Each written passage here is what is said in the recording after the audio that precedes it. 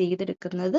അപ്പോൾ സ്ലീവ് ചെയ്തെടുക്കാൻ നമ്മൾ ഈ ഫാബ്രിക്കിന് നമ്മൾ ഫോർ ഫോൾഡ് ആയിട്ട് മടക്കുക. നമ്മൾ ആദ്യം കട്ട് ചെയ്തപ്പം മടക്കിയില്ലേ ടോപ്പിൻ്റെ ഭാഗം, അതുപോലെ തന്നെ മടക്കി വെക്കുക. എന്നിട്ടൊരു 18 ഇഞ്ച് നീളം നമ്മൾ മാർക്ക് ചെയ്യുക. നമ്മുടെ സ്ലീവിൻ്റെ നീളമാണ്. അപ്പോൾ അവൾക്കൊരു 3/4 വരുന്നൊരു സ്ലീവാണ് ചോദിച്ചത്. അപ്പോൾ അതുകൊണ്ട് ഞാൻ അത്രയാണ് മാർക്ക് ചെയ്തിരിക്കുന്നത്.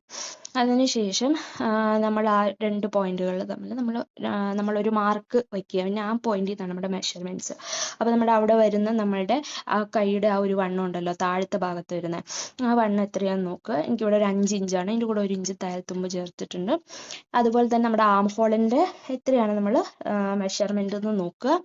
അത് ഞാനിവിടെ ഒരു 9 ഇഞ്ചാണ് മാർക്ക് ചെയ്തത്. ആ 9 ഇഞ്ചിൽ നിന്ന് വരുന്ന ആ ഒരു പോയിന്റില്ലേ, ആ പോയിന്റിൽ നിന്ന് ഒരു 3 ഇഞ്ച് താഴത്തേക്ക് ഇറക്കിയിട്ട് ഒരു പോയിന്റ് മാർക്ക് ചെയ്യുക. എന്നിട്ട് ആ പോയിന്റിലേക്ക് നമ്മളൊരു കർവ് വരച്ചു കൊടുത്തിട്ടുണ്ട്. ഇനി ഈ ലൈനുകൾ തമ്മിൽ ജോയിൻ ചെയ്ത് കൊടുക്കുക. സോ അത്രയ്ക്ക് സിമ്പിളാണ്. നമുക്ക് ഈസി ആയിട്ട് സ്ലീവ് ചെയ്തെടുക്കാൻ പറ്റും. അതിൻ്റെ കൂടെ നമ്മൾ തയ്യൽത്തുമ്പ് ഓൾറെഡി താഴെ ഇട്ടിട്ടുണ്ട്. അപ്പോൾ നമ്മൾ കർവ് വരച്ചതിന് ശേഷം നമ്മൾ ഒന്നുകൂടെ മെഷർ ചെയ്ത് നോക്കുക. ആം ഹോളിൻ്റെ ഒക്കെ കറക്റ്റ് ആണോ എന്നറിയാൻ വേണ്ടിയിട്ട് ഒന്നുകൂടെ ഒന്ന് മെഷർ ചെയ്ത് നോക്കാം. അതിനുശേഷം നമ്മൾ ഈ സ്ലീവ്സ് നമുക്ക് കട്ട് ചെയ്തെടുക്കാം.